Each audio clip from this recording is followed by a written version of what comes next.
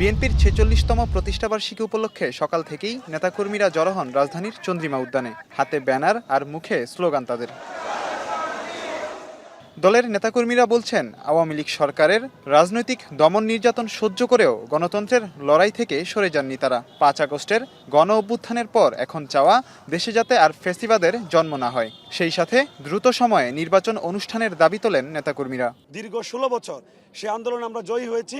আগামীতে এই সাধারণ জনগণের প্রত্যক্ষ ভোটে, শান্তিপূর্ণ ভোটে ইনশাআল্লাহ বাংলাদেশ জাতীয়তাবাদী দল সরকার গঠন করবে। আমরা যেন এই চলমান এভাবে সবসময় প্রোগ্রাম করতে পারি, দেশে গণতন্ত্র প্রতিষ্ঠা হোক। বিএনপি রাজনীতির সাথে জড়িত, বিএনপির প্রতিষ্ঠা বার্ষিকী হচ্ছে, ঢাকায় বেড়াতে আসছিলাম, সেই উপলক্ষে দেখতে আইছি। এদিন বেলা 11:30টার দিকে কেন্দ্রীয় নেতাদের সাথে নিয়ে জিয়াউর রহমানের সমাধিতে শ্রদ্ধা জানান বিএনপির মহাসচিব মির্জা ফখরুল ইসলাম আলমগীর। দোয়া হয় দল, দেশ, জনগণের মঙ্গল কামনায়। শ্রদ্ধা নিবেদন শেষে মির্জা ফখরুল বলেন, গণতন্ত্র সুপ্রতিষ্ঠিত ও সমৃদ্ধ বাংলাদেশ গড়ে তোলাই বিএনপির প্রতিজ্ঞা।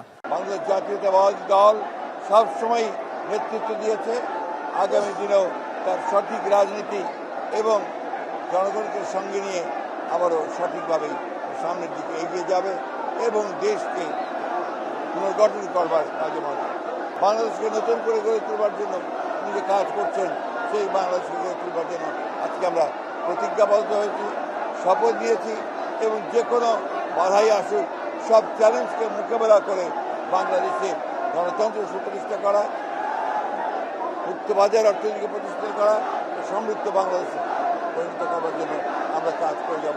এদিকে দলটির ভারপ্রাপ্ত চেয়ারম্যান তারেক রহমান এক ভিডিও বার্তায় জানিয়েছেন, অতীতের মতন ভবিষ্যতেও সকল চ্যালেঞ্জ মোকাবেলা করে জনগণের সঙ্গে থাকবে বিএনপি। আমাদের আর পেছনে তাকানোর কোনোই সুযোগ নেই।